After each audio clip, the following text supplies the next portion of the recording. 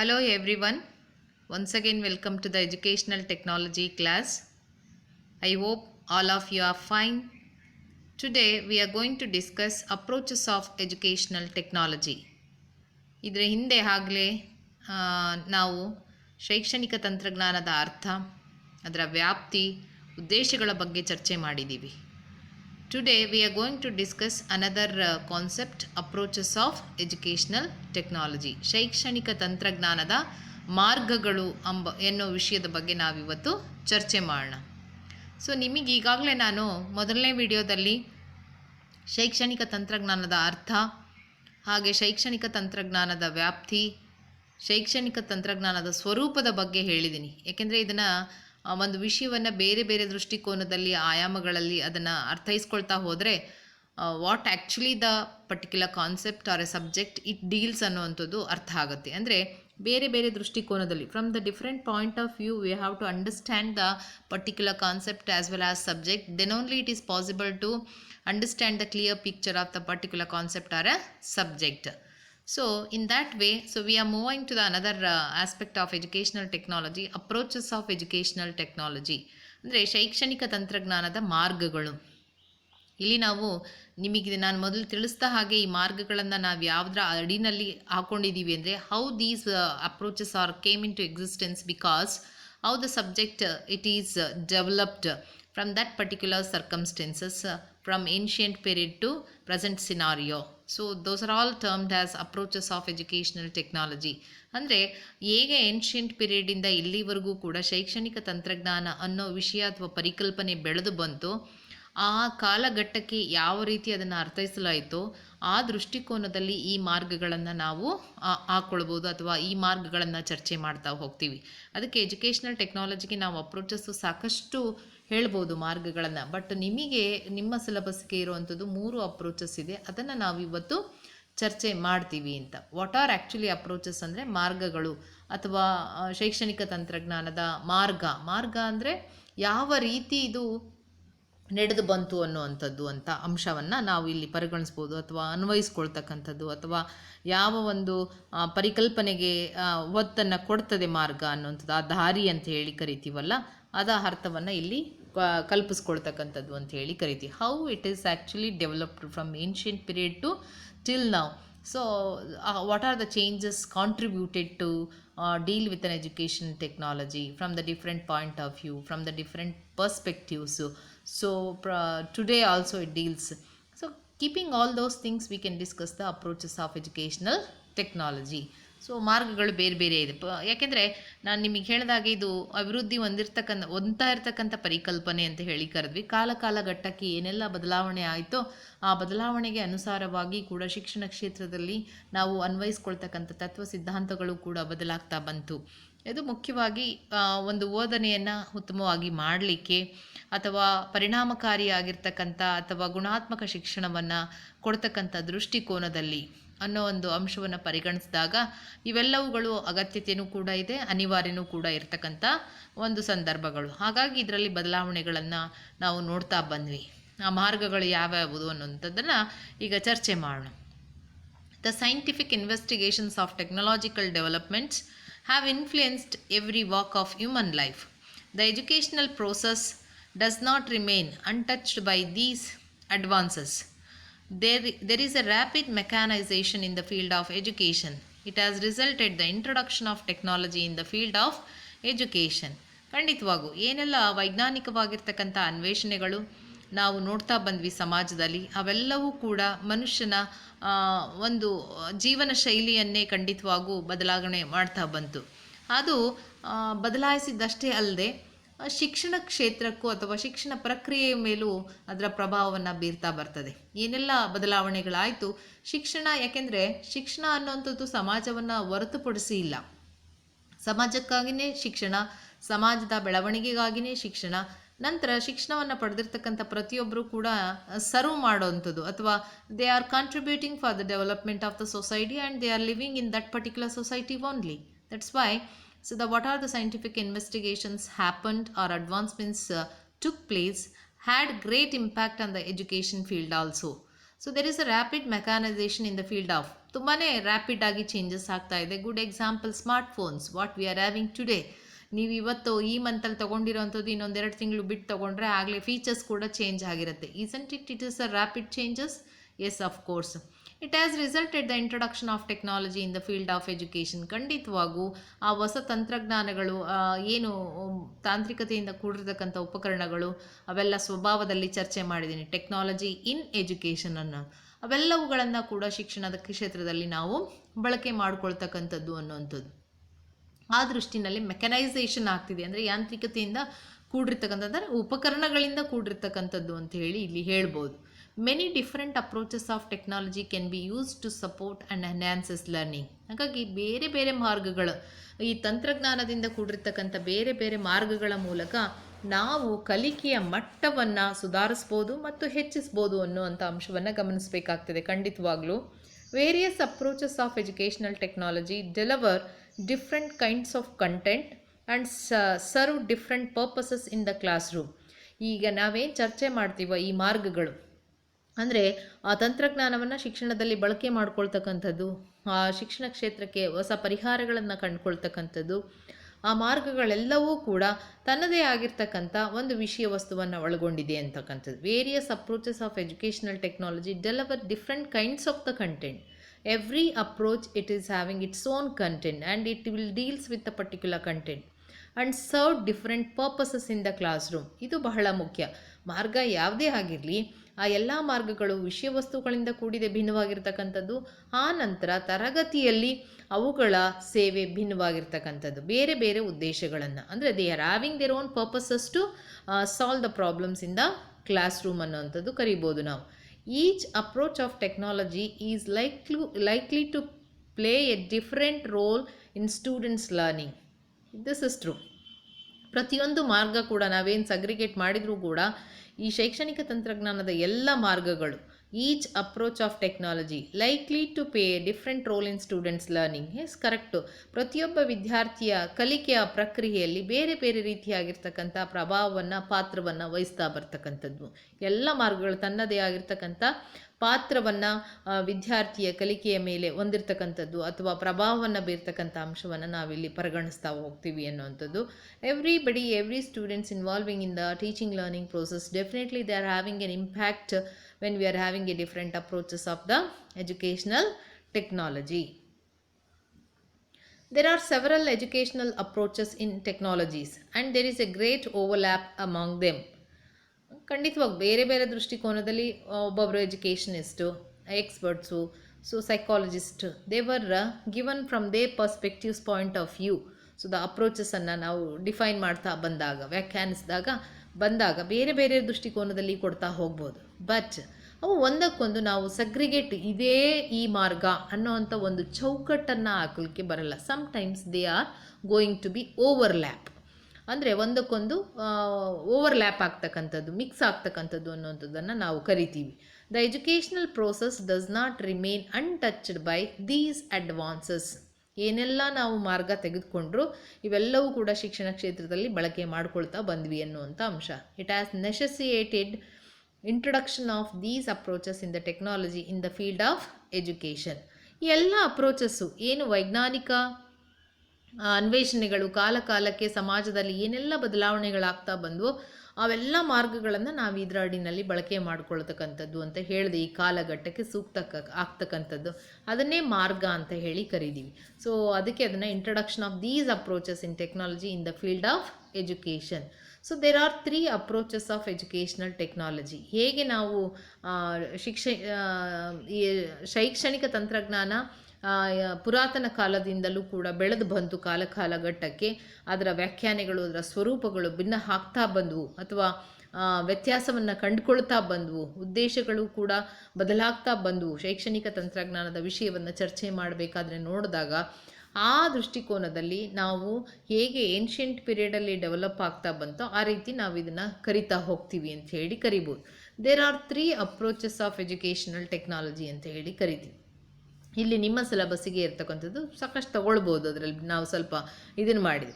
But ನಿಮಗೆ 3 ಅಂತ ಹೇಳಿ ಕರಿಬೋದು. There are 3 approaches of educational technology. ಅಂದರೆ ಶೈಕ್ಷಣಿಕ ತಂತ್ರಜ್ಞಾನದಲ್ಲಿ 3 ಮಾರ್ಗಗಳನ್ನು ನೋಡ್ಬೋದು. ಅಪ್ರೋಚ್ ಅಂದರೆ ಮೆಥಡ್ಸ್ ಅಂತ ಕರಿಬೋದು ಅನ್ನೋದು, ಅಥವಾ 3 ದೃಷ್ಟಿಕೋನದಲ್ಲಿ ನಾವು ಶೈಕ್ಷಣಿಕ ತಂತ್ರಜ್ಞಾನವನ್ನು ಬಳಕೆ ಮಾಡ್ಕೊಳ್ಬೋದು ಅನ್ನೋಂಥದ್ದು ಶಿಕ್ಷಣದಲ್ಲಿ.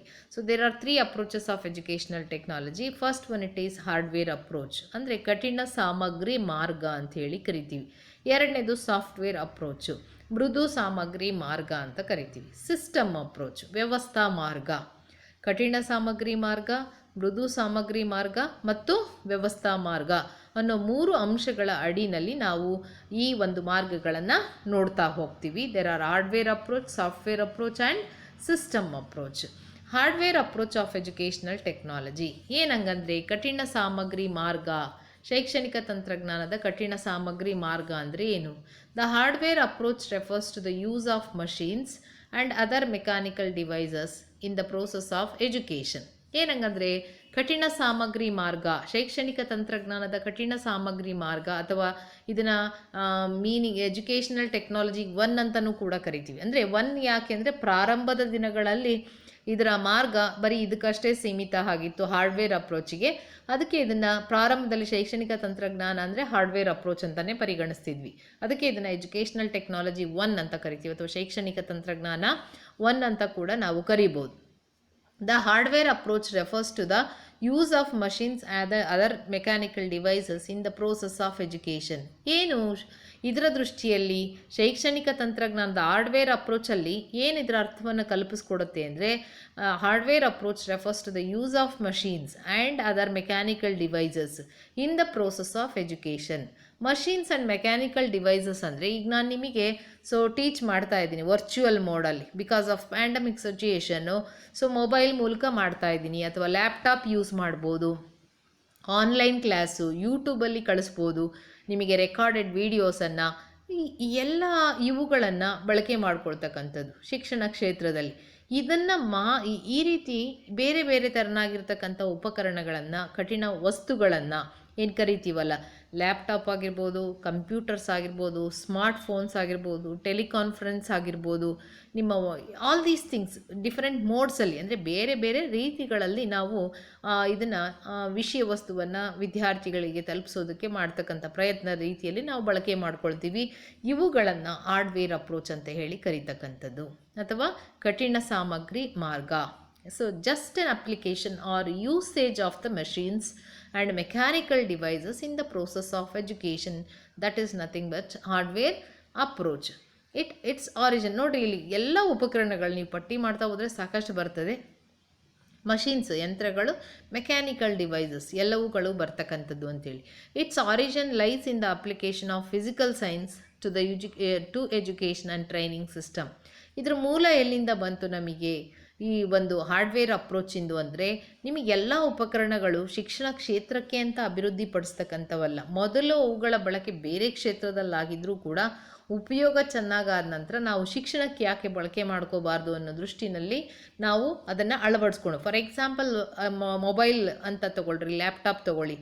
ಈಗ ಮೊಬೈಲ್ ಕಮ್ಯುನಿಕೇಷನ್ ಪರ್ಪಸ್ಸಿಗೆ ಬಂತು, but we are using as one a wonderful device to communicate and to provide online education to the students nowadays, isn't it? ಹಾಗಾಗಿ ಅಪ್ಲಿಕೇಶನ್ ಆಫ್ ಫಿಸಿಕಲ್ ಸೈನ್ಸ್ ಅಂತ ಕರಿತೀವಿ. ಏನು ಫಿಸಿಕಲ್ ಸೈನ್ಸಲ್ಲಿ ಇಂಜಿನಿಯರಿಂಗ್ ಸೈನ್ಸ್ ಇರ್ಬೋದು, ಅಥವಾ physics, ಅಲ್ಲಿ ಬರ್ತಕ್ಕಂಥ ಆ ವಿಜ್ಞಾನವನ್ನು, ತಂತ್ರಜ್ಞಾನವನ್ನು ಶಿಕ್ಷಣ ಕ್ಷೇತ್ರಕ್ಕೆ ಬಳಕೆ ಮಾಡಿಕೊಳ್ಳುವಂಥದ್ದು ಅನ್ನೋ ಅಂಶವನ್ನು ಕೊಡ್ತದೆ. ಅಲ್ಲಿ ಇದರ ತಾಂತ್ರಿಕತೆಯಿಂದ ಕೂಡಿರ್ತಕ್ಕಂಥ ಅಂಶಗಳನ್ನು ಅಭಿವೃದ್ಧಿಪಡಿಸೋದಕ್ಕೆ ಪ್ರಾರಂಭ ಆಗಿರ್ತಕ್ಕಂಥದ್ದು. ಅಂದರೆ ಉಪಕರಣಗಳು, ಹಾರ್ಡ್ವೇರ್ಸ್ ಅಂತ. ಕಂಪ್ಯೂಟರ್ ಎಲ್ಲಿಂದ ಡೆವಲಪ್? ಫಿಸಿಕಲ್ ಸೈನ್ಸ್, ಫಿಸಿಕ್ಸ್ ಬೇಕು, ಸೆಮಿಕಂಡಕ್ಟರ್ಸ್ ಬೇಕು, ಕೆಮಿಸ್ಟ್ರಿ ನಾಲೆಡ್ಜ್ ಬೇಕು. ಅದರಲ್ಲಿರ್ತಕ್ಕಂಥ ಎಲ್ಲ ಜ್ಞಾನವನ್ನು ಹೊಸ ಟೆಕ್ನಾಲಜಿಯನ್ನು ತಯಾರು ಮಾಡೋದಕ್ಕೆ ಬಳಕೆ ಮಾಡಿಕೊಂಡಿರ್ತಕ್ಕಂಥದ್ದು ಅನ್ನೋ ಅಂಶವನ್ನು ಗಮನಿಸ್ಬೋದು. The process of teaching learning has been gradually mechanised through the use of teaching machines. ಅಂದರೆ ತದನಂತರ ಇವೆಲ್ಲ ಉಪಕರಣಗಳು, ಸಫಿಸ್ಟಿಕೇಟೆಡ್ ಎಕ್ವಿಪ್ಮೆಂಟ್ಸ್ ಬಂದ ನಂತರ ಅದಕ್ಕೇನು ಅರ್ಥ ಕೊಟ್ವಿ? ಬೋಧನಾ ಕಲಿಕಾ ಪ್ರಕ್ರಿಯೆಯಲ್ಲಿ ಸಾಕಷ್ಟು ಉಪಕರಣಗಳನ್ನು ಬಳಕೆ ಮಾಡ್ಕೊಳ್ತಾ ಬಂದ್ವಿ. ಯಾವುದು ಅದರಲ್ಲಿ? ಮಷೀನ್ಸ್ ಅನ್ನುವಂಥದ್ದು ರೇಡಿಯೋ ಆಗಿರ್ಬೋದು, television, tape recorder, video tape, projectors etcetera ಸಾಕಷ್ಟು ಬರ್ತಾ ಹೋದು. ಈಗ ನಾನು ಹೇಳೋವಂಥದ್ದು ಈಗ ಹಳೆವಾಗಿರ್ಬೋದು. ಈಗ ನೀವು ನೋಡಿದ್ರೆ ಮೊಬೈಲೇ ಇದೆ ಅಲ್ವಾ? ಮೊಬೈಲ್ ಎಲ್ಲರ ಕೈಯಲ್ಲೂ, ಸ್ಮಾರ್ಟ್ ಫೋನ್ಸ್ ಇದೆ, ಸ್ಮಾರ್ಟ್ ವಾಚಸ್ ಇದೆ, ಎಲ್ಲ ಸ್ಮಾರ್ಟ್ನೆಸ್ಸೇ ಈಗ. ಸೊ ಎಲ್ಲ ಫಿಂಗರ್ ಟಿಪ್ಪಲ್ಲಿ ನಿಮಗೆ ಮಾಹಿತಿ ಸಿಗ್ತಕ್ಕಂಥದ್ದು. The teacher can deal with a larger group of the students at the same time by his discourse through these machines. ಅಂದರೆ ಹೆಚ್ಚು ಹೆಚ್ಚು ಸಮುದಾಯಕ್ಕೆ ನೀವು ತಲುಪುವಂಥ ಪ್ರಯತ್ನ. ಈ ತರಗತಿಯಲ್ಲಿ ಬೋಧನೆ ಮಾಡೋದಾದರೆ ಆ ತರಗತಿ ಎಷ್ಟು ಅಡ್ಮಿಷನ್ ಮಾಡಿರ್ತಾರೋ ಅಷ್ಟು ವಿದ್ಯಾರ್ಥಿಗಳಿಗೆ ಬೋಧನೆಯನ್ನು ಮಾಡಲಿಕ್ಕೆ ಸಾಧ್ಯತೆ ಆಗುತ್ತೆ. ಬಟ್ ಈಗ ಯೂಟ್ಯೂಬಲ್ಲಿ ಅಪ್ಲೋಡ್ ಮಾಡಿದ್ದೀನಿ, ಇದು ಪಬ್ಲಿಕ್ ಓಪನ್ ಎಜುಕೇಷ್ನಲ್ ರಿಸೋರ್ಸ್ ಆಗಿ ನಾವು ಕನ್ಸಿಡರ್ ಮಾಡ್ತೀವಿ. So throughout across the country, across the world, so everybody can watch and take the benefit of that. The teacher can deal with a larger group of the student at the same time by his discourse through these machines. The hardware approach is based on the ಯಾವುದರ ಆಧಾರದ ಮೇಲೆ ಇದೆ ಇದು ಈ ಮಾರ್ಗ, ಕಠಿಣ ಸಾಮಗ್ರಿ ಮಾರ್ಗ ಅನ್ನೋದು ನೋಡೋದಾದರೆ, on the application of engineering principles for developing electromechanical equipment for instructional purposes. This is most important. ಕಠಿಣ ಸಾಮಗ್ರಿ ಮಾರ್ಗ ಅನ್ನೋವಂಥದ್ದು ಇದರ ಯಾವುದರ ಆಧಾರವಾಗಿದೆ ಅಥವಾ ಎಲ್ಲಿಂದ ಬಂತು ಅನ್ನೋದು ನೋಡೋದಾದರೆ, ಇಂಜಿನಿಯರಿಂಗ್ ತತ್ವಗಳನ್ನು ಅಲ್ಲಿ ಮುಖ್ಯವಾಗಿ ಎಲೆಕ್ಟ್ರೋಮೆಕ್ಯಾನಿಕಲ್ ಅಂದರೆ ಯಾವುದೇ ಇಲ್ಲಿ ಎಲೆಕ್ಟ್ರೋಮೆಕ್ಯಾನಿಕಲ್ ಉಪಕರಣಗಳನ್ನು ಅದರಲ್ಲಿ ಇಂಜಿನಿಯರಿಂಗ್ ತತ್ವದ ಆಧಾರದ ಮೇಲೆ ಅಭಿವೃದ್ಧಿಪಡಿಸಿ ಬೋಧನೆಯ ಪ್ರಕ್ರಿಯೆಗೆ ಬಳಕೆ ಮಾಡ್ಕೊಳ್ತಕ್ಕಂಥ ಅಂಶವನ್ನು ಹಾರ್ಡ್ವೇರ್ ಅಪ್ರೋಚ್ ಅಂತ ಹೇಳಿ ಕರಿತೀವಿ. Application of engineering principles. Engineering principles ಅಂದರೆ ನ್ಯೂ ಟೆಕ್ನಾಲಜಿಕಲ್ ಎಕ್ವಿಪ್ಮೆಂಟ್ಸ್ ಅಂತ. ಎಲೆಕ್ಟ್ರೋಮೆಕ್ಯಾನಿಕಲ್ ಎಕ್ವಿಪ್ಮೆಂಟ್, ಕಂಪ್ಯೂಟರ್ ಆಗಿರ್ಬೋದು, ಮೊಬೈಲ್ ಆಗಿರ್ಬೋದು, ಪ್ರೊಜೆಕ್ಟರ್ಸ್ ಆಗಿರ್ಬೋದು, ಕಂಪ್ಯೂಟರ್ LED ಪ್ರೊಜೆಕ್ಟರ್ಸ್ ಅಂತ ಹೇಳಿ, ಟೆಲಿವಿಷನ್, ಸ್ಮಾರ್ಟ್ ಟೆಲಿವಿಷನ್ಸ್ ಬಂದಿದೆ, ನಿಮಗೆ ಗೊತ್ತಿದೆ ಇವಾಗ. ಅದರಲ್ಲೂ ಕೂಡ it's acts like a computer monitor, touch ಸ್ಕ್ರೀನಲ್ಲಿರುವಂಥದ್ದಾಗಿರ್ಬೋದು. All these things sophisticated. It will tabs ಆಗಿರಬಹುದು, ಎಲ್ಲವೂ ಕೂಡ ಸಮ್ ವರ್ಕಿಂಗ್ ಮಾಡೆಲ್ಸ್ ಆಗಿರ್ಬೋದು. ನೀವು ಬರೀ ಕಂಪ್ಯೂಟರ್ಸ್ಗೆ ಅಂತ ಅಲ್ಲ, ವರ್ಕಿಂಗ್ ಮಾಡೆಲ್ಸ್ ಕೂಡ ಬ್ಲಡ್ ಸರ್ಕ್ಯುಲೇಷನನ್ನು ತೋರಿಸ್ತೀವಿ, ಅದು ಕೂಡ ವರ್ಕಿಂಗ್ ಮಾಡೆಲ್ ಇರ್ಬೋವಂಥದ್ದು. ಅಥವಾ ಎಂಜಿನ್ ಮಾಡೆಲ್ ಇರ್ಬೋದು. ಇವೆಲ್ಲ 3 ಡೈಮೆನ್ಷನಲ್ ವರ್ಕಿಂಗ್ ಮಾಡೆಲ್ಸ್ ಕೂಡ ಇರ್ತದೆ. ಅಥವಾ 2 ಡೈಮೆನ್ಷನಲ್ ಮಾಡೆಲ್ಸ್ ಇರ್ಬೋದು, ಚಾರ್ಟ್ ಇರ್ಬೋದು, ಮ್ಯಾಪ್ಸ್ ಇರ್ಬೋದು. ಮ್ಯಾಪುಗಳನ್ನು ತೆಗೆದುಕೊಂಡಾಗ ಈಗ ನೋಡ್ತೀರಾ ನೀವು, ಅವು 2 ಡೈಮೆನ್ಷನಲ್ ಮ್ಯಾಪ್ಸ್ ಎಷ್ಟು ಚೆನ್ನಾಗಿದೆ. ಡಿಜಿಟಲ್ ಮ್ಯಾಪ್ಸ್ ಕೂಡ ಬಂದಿದೆ, ನಿಮಗೆ ಗೊತ್ತಿರ್ಬೋದು, 3D. ಈಗ ಅದಕ್ಕೆ ಗೂಗಲ್ ಮ್ಯಾಪ್ ನೋಡ್ತೀರಾ ನೀವು. All these things what we are seeing electromechanical devices ಅಂತ ಹೇಳಿ ಕರಿಬೋದು. ಇವುಗಳನ್ನು ಎಲ್ಲಿಂದ ಬಂದು ಎಲ್ಲ ಎಂಜಿನಿಯರಿಂಗ್ ತತ್ವಗಳನ್ನು ನಾವು ಈ ಒಂದು ಉಪಕರಣಗಳನ್ನು ಅಭಿವೃದ್ಧಿಪಡಿಸಲಿಕ್ಕೆ ಬಳಕೆ ಮಾಡಿಕೊಂಡ್ವಿ. ಆ ಎಲ್ಲ ಉಪಕರಣಗಳನ್ನು ಬೋಧನಾ ಪ್ರಕ್ರಿಯೆಗೆ ಉಪಯೋಗಿಸ್ಕೊಳ್ತಕ್ಕಂಥದ್ದೇ ಹಾರ್ಡ್ವೇರ್ ಅಪ್ರೋಚ್ ಅಂತ ಹೇಳಿ ಕರಿತೀವಿ. ಅದಕ್ಕೆ good example motion pictures, films ಆಗಿರ್ಬೋದು, ಇವೆಲ್ಲವೂ ಕೂಡ ಬರ್ತದೆ. Tape recorders, television, teaching machines, computers are called educational hardware. ಶಿಕ್ಷಣದ ಕಠಿಣ ಸಾಮಗ್ರಿಗಳು ಅಂತ ಹೇಳಿ ಕರಿಬೋದು. ಏನೆಲ್ಲ ಉಪಕರಣಗಳು ಬರ್ತದೋ ಅದೆಲ್ಲದೂ ಕೂಡ ಎಲ್ಲಿಂದ ಇಂಜಿನಿಯರಿಂಗ್ ತತ್ವದ ಮೂಲಕ ಬರ್ತಕ್ಕಂಥದ್ದು ಅನ್ನೋಂಥದ್ದು ಹೇಳ್ಬೋದು ನಾವು. ಇವುಗಳನ್ನು ನಾವು ಕಠಿಣ ಸಾಮಗ್ರಿ ಮಾರ್ಗಗಳು ಅಂತ ಹೇಳಿ ಕರಿತೀವಿ. Hardware approach mechanizes the process of teaching so that teachers would be able to deal with more students with less expenditures in educating them. ಇದರ ಮುಖ್ಯ ಉದ್ದೇಶನೇ ಏನು? ಮೆಕ್ಯಾನೈಸಸ್ ದ ಪ್ರೋಸೆಸ್ ಆಫ್ ಟೀಚಿಂಗ್ ಅಂದರೆ ಅಲ್ಲಿ ಹೆಚ್ಚು ನೀವು ಬರೀ ಇದು ಕಂಪ್ಯೂಟರ್ ದೃಷ್ಟಿನಲ್ಲಿ ಇಟ್ಕೊಂಡು ಹೇಳಿದಾಗೆ ಅದರಲ್ಲಿ ಸಾಕಷ್ಟು ಬರ್ತಾ ಹೋಗುತ್ತೆ. Able to deal with more students with less expenditure in educating them ಅಂತ. ಅಂದರೆ ಹೆಚ್ಚು ವಿದ್ಯಾರ್ಥಿಗಳಿಗೆ ನಾವು ತಲುಪೋ ಪ್ರಯತ್ನ, ಕಡಿಮೆ ಖರ್ಚಿನಲ್ಲಿ ಅವರಿಗೆ ಶಿಕ್ಷಣವನ್ನು ಒದಗಿಸ್ಕೊಳ್ಬೋದು. ಅದಕ್ಕೆ ಎಕ್ಸಾಂಪಲ್ ಟೆಲಿವಿಷನಲ್ಲಿ ಈಗ ಬರ್ತಾ ಇದೆ, ನಿಮಗೆ ನೋಡ್ತಾ ಇದ್ದೀರಾ, ಟೆಲಿಕಾಸ್ಟ್ ಆಗ್ತಾ ಇರ್ತವೆ, ಎಕ್ಸ್ಪರ್ಟ್ಸ್ ಕೊಡಿಸ್ತಾ ಇದ್ದಾರೆ ಇಲಾಖೆಯಲ್ಲಿ, ಗೌರ್ಮೆಂಟ್ ಶಾಲೆಗಳಿಗೆ. ಎಲ್ಲ ವಿದ್ಯಾರ್ಥಿಗಳು ಕೂತು ಎಲ್ಲ ರಿಮೋಟ್ ಪ್ಲೇಸಸ್ಸಲ್ಲೂ ಕೂಡ ಇಂಟರ್ನೆಟ್ ಸಿಗದೇ ಇರ್ಬೋದು, ಬಟ್ ಟೆಲಿವಿಷನ್ ಎಲ್ಲರ ಮನೆಯಲ್ಲೂ ಇತ್ತೀಚಿನ ದಿನಗಳಲ್ಲಿ ಇದೆ. ಅಲ್ಲಿ ಸಾಕಷ್ಟು ಮಾಹಿತಿ ವಿದ್ಯಾರ್ಥಿಗಳಿಗೆ ತಲುಪೋ ಪ್ರಯತ್ನವನ್ನು ಮಾಡ್ತಕ್ಕಂಥದ್ದು ಅದು ಕೂಡ ತೆಗೆದುಕೊಳ್ತೀವಿ ನಾವು. ಅದೇ ಥರ ಗುಡ್ ಎಕ್ಸಾಂಪಲ್ ಹಾರ್ಡ್ವೇರಲ್ಲಿ ಮಾಸ್ ಮೀಡಿಯಾ, ನ್ಯೂಸ್ ಪೇಪರ್ ತೊಗೊಳ್ರಿ ನೀವು, ಎಲ್ಲ ಕಡೆ ಅದರಲ್ಲೂ ಕೂಡ ಶಿಕ್ಷಣಕ್ಕೆ ಸಂಬಂಧಪಟ್ಟ ಸಾಕಷ್ಟು ಮಾಹಿತಿಗಳು ಎಲ್ಲ ವಿದ್ಯಾರ್ಥಿಗಳಿಗೂ ತಲುಪುವಂಥ ಪ್ರಯತ್ನಗಳು ಕೂಡ ಆಗ್ತಾ ಇದೆ ನೀವು ಗಮನಿಸಿದಾಗ. So this is what actually the hardware approach of educational technology ಅಂತ ಹೇಳಿ ಕರಿತೀವಿ.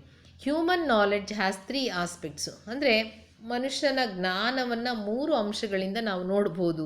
Human knowledge has 3 aspects. ಅಂದರೆ ಜ್ಞಾನಕ್ಕೆ 3 ಆಯಾಮಗಳಿದೆ ಅಥವಾ ಅಂಶಗಳನ್ನು ಗಮನಿಸಬೇಕಾಗತ್ತೆ. ಯಾವುದು? ಒಂದು ಪ್ರಿಸರ್ವೇಷನ್, ಸಂರಕ್ಷಣೆ ಮಾಡಬೇಕಾಗಿರ್ತಕ್ಕಂಥದ್ದು. ಎರಡನೇದು ಟ್ರಾನ್ಸ್ಮಿಷನ್, ಅದನ್ನು ಸಂರಕ್ಷಿಸೋದ್ರ ಜೊತೆಗೆ ಅದನ್ನು ರವಾನೆ ಮಾಡ್ತಕ್ಕಂಥ ಕೆಲಸ ಮಾಡಬೇಕು. ಸಂರಕ್ಷಣೆ, ರವಾನೆ ಅಥವಾ ಬೇರೆ ಕಡೆ ತಲುಪಿಸುವಂಥದ್ದು, ಆ್ಯಂಡ್ ಡೆವಲಪ್ಮೆಂಟ್, ಅಭಿವೃದ್ಧಿ ಪಡಿಸುವಂಥದ್ದು. ನೋಡಿರಿ, ನಾಲೆಡ್ಜ್ ಹ್ಯಾಸ್ 3 ಎಕ್ಸ್ಪೀರಿಯನ್ಸ್ ಅಂದರೆ ಜ್ಞಾನವನ್ನು 3 ಆಯಾಮಗಳಲ್ಲಿ ಅಥವಾ 3 ದೃಷ್ಟಿಕೋನದಲ್ಲಿ ನೋಡೋದಾದರೆ, ಒಂದು ಪ್ರಿಸರ್ವೇಷನ್, ಸಂರಕ್ಷಣೆ ಮಾಡುವಂಥದ್ದು, ಎರಡನೇದು ರವಾನೆ ಮಾಡುವಂಥದ್ದು, ಮೂರನೇದು ಅಭಿವೃದ್ಧಿ, ಇನ್ನೂ ಹೆಚ್ಚು ಮಾಡುವಂಥದ್ದು.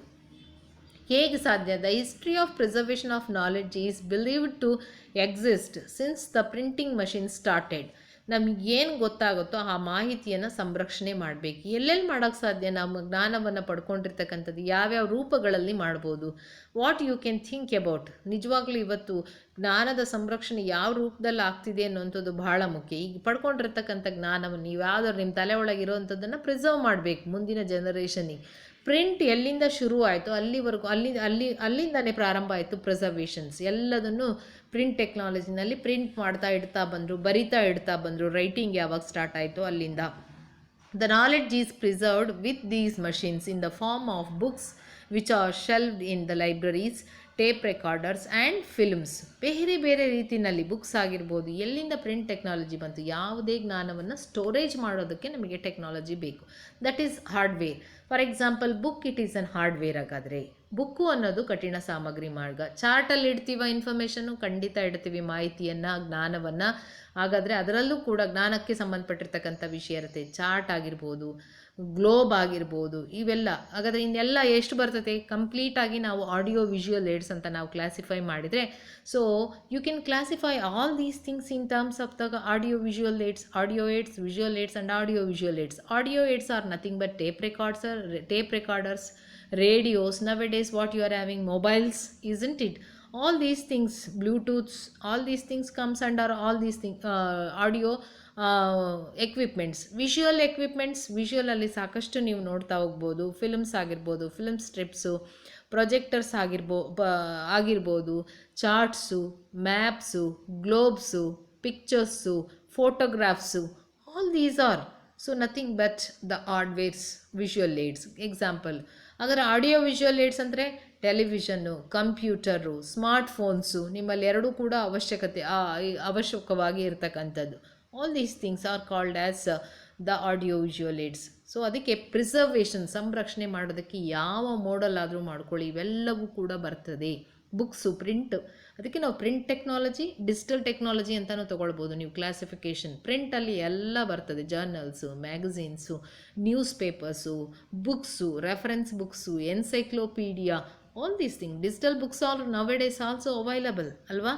ಅದೇ ಥರ ಪ್ರಿಂಟ್ ಬುಕ್ಸು ಕೂಡ ಇರೋದು. ಇದೆಲ್ಲದೂ ನಿಮಗೆ ಡಿಜಿಟೈಸೇಷನು ಕೂಡ ಆಗ್ತಾ ಇದೆ. ಇದು ಯಾವ ಉದ್ದೇಶಕ್ಕಾಗಿ? ಜ್ಞಾನವನ್ನು ಮುಖ್ಯವಾಗಿ. ಸೊ ಹಾರ್ಡ್ವೇರ್ ಅಪ್ರೋಚಲ್ಲಿ ಜ್ಞಾನವನ್ನು ಸಂರಕ್ಷಣೆ ಮಾಡೋ ಸಲುವಾಗಿ hardware approach it is very very necessary ಅಂತಲೇ ಹೇಳ್ಬೋದು. The second aspect of human knowledge is it's transmission.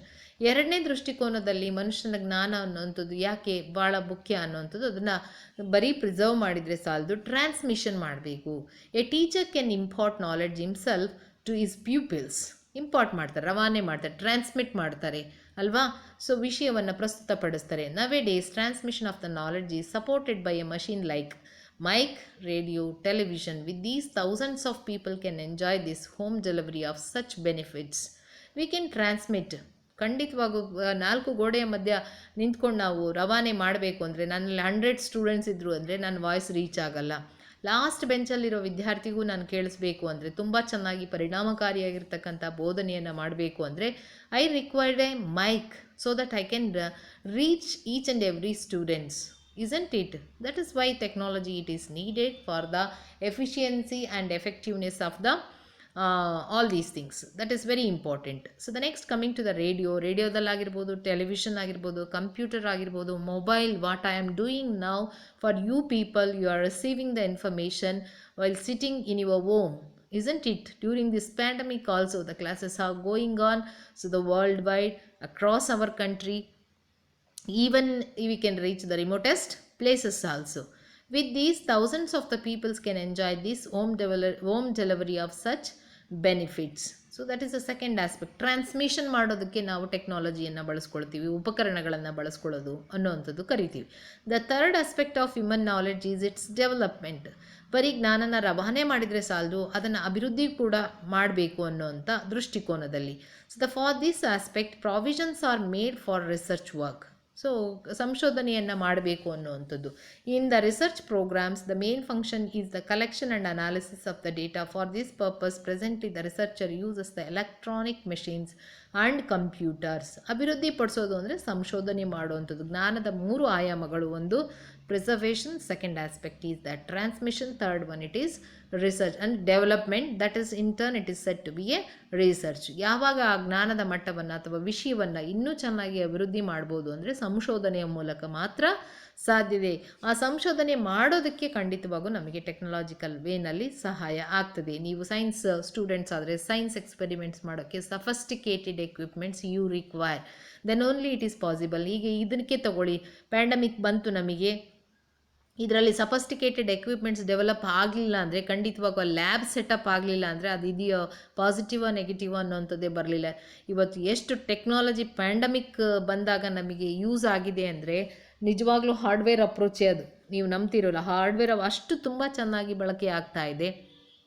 ಅಷ್ಟು ಚೆನ್ನಾಗಿರೋದಕ್ಕೆ ನಾವು ಇವತ್ತು ನಿಮಗೆ ಕ್ಲಾಸಸ್ ಮಾಡೋಕ್ಕೆ ಸಾಧ್ಯ. ಆ ಪ್ಯಾಂಡಮಿಕ್ನ ಸ್ಟ್ಯಾಟಿಸ್ಟಿಕಲ್ ರಿಪೋರ್ಟ್ಸ್ ನೀವು ನೋಡ್ತಾ ಹೋದರೆ ಆ್ಯಪ್ಸ್ ಹೆಂಗೆ ಬಂತು, ಎಷ್ಟು ಚೆನ್ನಾಗಿ ಡೆವಲಪ್ ಮಾಡಿದರೆ, ಅದ್ರ ಬಗ್ಗೆ ಇನ್ನೊಂದಷ್ಟು ಸಂಶೋಧನೆ ಮಾಡಲಿಕ್ಕೆ ಹೇಗೆ ಡೇಟಾ ಕಲೆಕ್ಟ್ ಮಾಡಿದರು, ಪ್ರತಿಯೊಂದು ಅನಾಲಿಸಿಸ್ ಆಫ್ ದ ಡೇಟಾ ಅಂದರೆ ಅದೇ collection and analysis of the data. ಎಲ್ಲಿಂದ ಮಾಹಿತಿಯನ್ನು ನಾವು ಇಡೀ ದೇಶದಂತೆಂಥ ಕಲೆ ಹಾಕಿದರೆ ಅದನ್ನು ಅನಾಲಿಸಿಸ್ ಮಾಡಿ ಅದರ ಬಗ್ಗೆ ಫೈಂಡಿಂಗ್ಸನ್ನು ಡಾಕ್ಟರ್ಸ್ ಚರ್ಚೆ ಮಾಡಿ, ಸೊ ಹೇಗೆ ಅದರ ಸ್ವರೂಪ ಇದೆ, ಯಾವ ರೀತಿ ನಾವು ಅದನ್ನು ಟ್ರೀಟ್ ಮಾಡಬೇಕು, ಅದರ ಪ್ರಿಡಿಕ್ಷನ್ಸ್, ಫ್ಯೂಚರ್ ಪ್ರಿಡಿಕ್ಷನ್ಸ್ ಹೇಗಿದೆ ಅದು ಅನ್ನೋವಂಥದ್ದು ಕೂಡ ಅಲ್ಲಿ ಗಮನಿಸ್ಬೋದಾಗಿರ್ತಕ್ಕಂಥ ಅಂಶ ಅಂತೇಳಿ. For this purpose presently the researcher uses the electronic machines and computers all over the country, and of course with related to the all the branches, all the courses we are using this one. Definitely computers ಆಗಿರ್ಬೋದು, ಅಲ್ಲಲ್ಲಿ ಕಾಲಕ್ಕೆ ತಕ್ಕನಾಗೆ ಬೇಕಾಗಿರ್ತಕ್ಕಂಥ ಉಪಕರಣಗಳ ವ್ಯವಸ್ಥೆ ಕೂಡ ಮಾಡಿಕೊಳ್ಳುವಂಥದ್ದು. Hence all the 3 aspects of knowledge allow the use of machines. 3 ರೀತಿಯಾಗಿರ್ತಕ್ಕಂಥ ಜ್ಞಾನಗಳು ಕೂಡ ಉಪಕರಣಗಳನ್ನು ಆಧಾರಿತವಾಗಿದೆ ಅಥವಾ ಬಳಕೆ ಮಾಡಿಕೊಳ್ತವೆ. In short the teaching process has been mechanised. So the mechanisation of teaching process is termed as the hardware approach. ಅಂದರೆ ಬೋಧನೆಗೆ ಏನೆಲ್ಲ ಉಪಕರಣಗಳನ್ನು ಬಳಕೆ ಮಾಡ್ಕೊಳ್ತೀವೋ ಅದೇ ಹಾರ್ಡ್ವೇರ್ ಅಪ್ರೋಚ್ ಅಂತ. In term mechanisation of teaching process, ಕಂಪ್ಲೀಟಾಗಿ ಏನು ಬೋಧನಾ ಒಂದು ಪ್ರಕ್ರಿಯೆಯನ್ನು ಯಾವೆಲ್ಲ ಉಪಕರಣಗಳ ಸಹಾಯದಿಂದ ಉತ್ತಮವಾಗಿ ಮಾಡಲಿಕ್ಕೆ ಬಯಸ್ತೀವೋ ಅಥವಾ ಅದರ ಕ್ಷಮತೆಯನ್ನು ಹೆಚ್ಚಿಸ್ಕೊಳ್ಳಿಕ್ಕೆ ಮಾಡ್ತೀವೋ, so those are that approach it is set to be a hardware approach. What are the equipments we are using for the efficiency and for the effectiveness of the teaching process? That approach it is said to be a hardware approach. Okay, basis of hardware approach.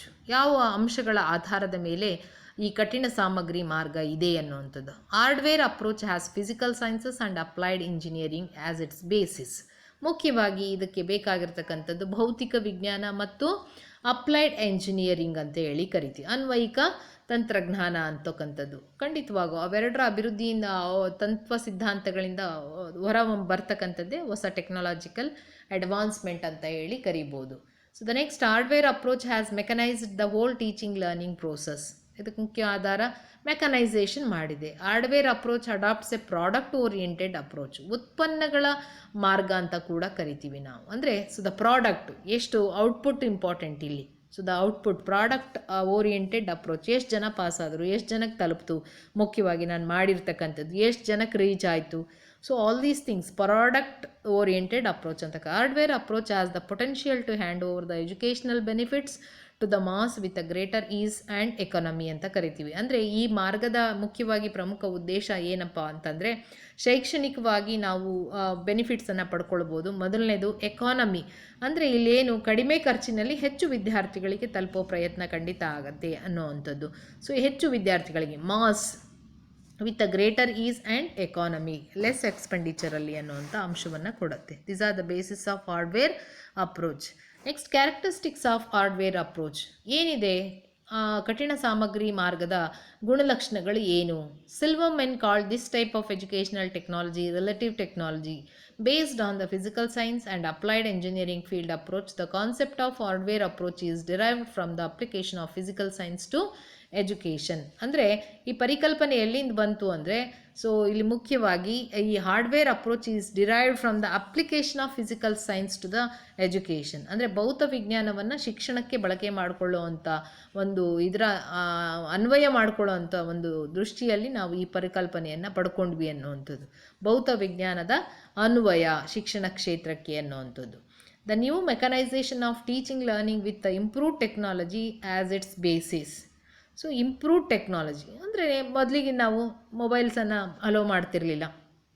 ನಿಮಗೆ ಗೊತ್ತು, mobile ಶಿಕ್ಷಣ ಕ್ಷೇತ್ರ ಖಂಡಿತ ಅಲ್ಲ ಅನ್ನೋದು. ಬರೀ communication. ಯಾರಾದರೂ mobile ಕಾಲೇಜಿಗೆ ತಂದರೆ ಎಷ್ಟು ದೊಡ್ಡ ಗಡ್ಡ ಅಂತಾರೆ. ಈಗ ಸೊ ಎಲ್ಲ ವಿದ್ಯಾರ್ಥಿಗಳ ಕೈಲಿ mobile that can be utilised in a beautiful way for the learning process. Isn't it? This is a good advantage. ಅದಕ್ಕೆ improved technology as its basis ಅಂತ ಕರಿತೀವಿ. Suggesting innumerable new ways of doing things to the classroom teachers. ಸಾಕಷ್ಟು ರೀತಿಯಾಗಿರ್ತಕ್ಕಂಥ ಉಪಕರಣಗಳ ಮೂಲಕ ಶಿಕ್ಷಕರು ಇವತ್ತು ಬೋಧನೆ ಮಾಡ್ಬೋದು. Innumerable new ways. ಕಂಪ್ಯೂಟರ್ ಆಗಿರ್ಬೋದು, ಮೊಬೈಲ್ ತೊಗೊಳ್ರಿ, ಎಷ್ಟು ಥರ ಆನ್ಲೈನ್ ಇದೆ, ವಿಡಿಯೋ ಇದೆ, PDF ಹಾಕ್ತಾರೆ, ವಾಟ್ಸಪ್ ಗ್ರೂಪಲ್ಲಿ ಹಾಕ್ತಾರೆ. ಡಿಫ್ರೆಂಟ್ ವೇಸಲ್ಲಿ ನೀವು ಬಳಕೆ ಮಾಡ್ಕೋಬೋದು. ತರಗತಿಗಳಲ್ಲೂ ಕೂಡ ಇದು ಸಾಧ್ಯತೆ ಇದೆ. ಅಲ್ಲಿ ನೀವು ಪ್ರೊಜೆಕ್ಟರ್ ಹಾಕಿ, ಫಿಲ್ಮ್ ಸ್ಟ್ರಿಪ್ಸ್ ಹಾಕಿ, ಅಥವಾ ಬೇರೆ ಇನ್ನೇನಾದರೂ ಸ್ಕ್ರೀನ್ ಶೇರ್ ಮಾಡ್ಕೊಳ್ಳಿ. ಸಾಕಷ್ಟು ರೀತಿಯಲ್ಲಿ ಬಳಕೆ ಮಾಡ್ಬೋದು. The job and the duties of the teacher are likely to have multifaceted changes as they are to deal with many new gadgets for teaching and learning. Yes, correct. ಇದಂತೂ ಖಂಡಿತ. ಮಲ್ಟಿಫೆಸೆಟೆಡ್ changes, ಸಾಕಷ್ಟು ರೀತಿಯ ಬಹುಮುಖವಾಗಿರ್ತಕ್ಕಂಥ ಬದಲಾವಣೆಗಳನ್ನು ನೋಡ್ಬೋದು ಈ ಎಲ್ಲ ಉಪಕರಣಗಳನ್ನು ಬಳಕೆ ಮಾಡ್ತಕ್ಕಂಥ ಸಂದರ್ಭದಲ್ಲಿ. Next, another characteristics of hardware approach is that engineering principles are used for the development of these types of technical equipments. ಖಂಡಿತವಾಗೂ. ಸೊ ಇಂಜಿನಿಯರಿಂಗ್ ತಂತ್ರಜ್ಞಾನಗಳನ್ನು ತತ್ವಗಳನ್ನು ಈ ಒಂದು ತಂತ್ರಗಳನ್ನು ಅಥವಾ ಉಪಕರಣಗಳನ್ನು ಅಭಿವೃದ್ಧಿಪಡಿಸಲಿಕ್ಕೆ ಬಳಕೆ ಮಾಡಿಕೊಂಡಿರೋವಂಥದ್ದು mobile. Because of it's an engineering ಟೆಕ್ನಾಲಜಿಯಿಂದ ಬಂದಿರೋವಂಥದ್ದು. ಇವೆಲ್ಲ ಉಪಕರಣ ನೀವು ಯಾವುದೇ ತೊಗೊಂಡ್ರೂ ಎಂಜಿನಿಯರಿಂಗ್, ಮ್ಯಾಪ್ ಆಗಿರ್ಬೋದು, ಗ್ಲೋಬ್ಸ್ ಆಗಿರ್ಬೋದು, ಫಿಲ್ಮ್ ಸ್ಟ್ರಿಪ್, ಪ್ರೊಜೆಕ್ಟರ್ ಆಗಿರ್ಬೋದು, ಟೇಪ್ ರೆಕಾರ್ಡರ್ ಆಗಿರ್ಬೋದು, ರೇಡಿಯೋ ಆಗಿರ್ಬೋದು, all these things the teacher can deal with a larger group of the students with the help of these mechanical devices are machines. The teacher can deal with a larger group of the students with the help of these mechanical devices or machines, resulting the less cost or economy in finance ಅಂತ ಕರಿತೀವಿ. ಖಂಡಿತವಾಗೂ hardware approach ಅಂದ ತಕ್ಷಣ ನಿಮಗೆ ಈಗ mobile ಅಥವಾ computer, ಮೊದಲು ತಗೊಳ್ಳಿ ಪುಸ್ತಕ ಎಲ್ಲರಿಗೂ ತಲುಪ್ತಾ ಇತ್ತು. ಅದು ಹಾರ್ಡ್ವೇರ್ ಮಾಹಿತಿಯನ್ನು ತಲುಪಿಸೋದಕ್ಕೆ ಬಳಕೆ ಮಾಡ್ತಕ್ಕಂಥ ಅಂಶ ಅಂತೇಳಿ. ನ್ಯೂಸ್ ಪೇಪರ್, ಅದು ಕೂಡ ಒನ್ ಆಫ್ ದ ಪ್ರಿಂಟ್ ಟೆಕ್ನಾಲಜಿನೇ ಅದು ಕೂಡ ಅಲ್ವಾ.